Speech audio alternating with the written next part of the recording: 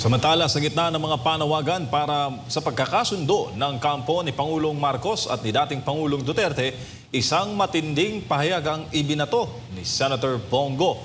Hindi raw maaaring pag-usapan ng reconciliation kung wala si Tatay Digong sa bansa. Si Troy Gomez magbabalita.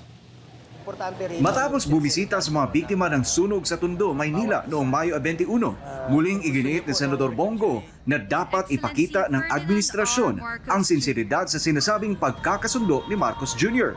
At ang unang hakbang anya dito, ang pagpapauwi kay dating Pangulong Rodrigo Duterte sa Pilipinas.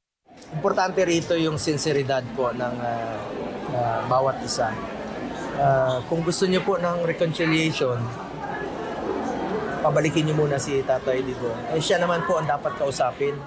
Ayon kay Go, mawawala ng saysay ang anumang pag-uusap ukol sa pagkakasundo kung wala mismo si dating Pangulong Rodrigo Duterte na siyang nanguna at naglingkod sa bansa bilang pinuno sa loob ng 6 na taon.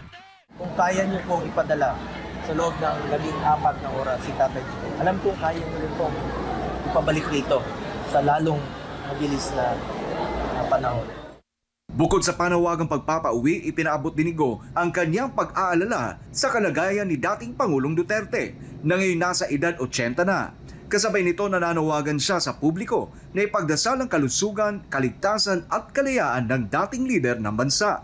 Ginawa niya po ang lahat ng sakripisyo, ngunit pinadala po siya dun sa Hague. Kaya po patuloy po akong nananawagan, nakikiusap, at ipagdasal po natin ang kanyang kalusugan, ang kanyang kaligtasan ni Tatay Digong at ang kanyang kalayaan.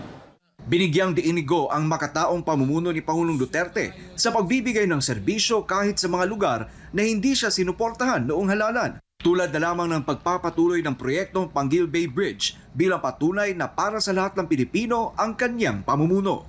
Siya po yung nagserbisyo sa ating mga kababayan.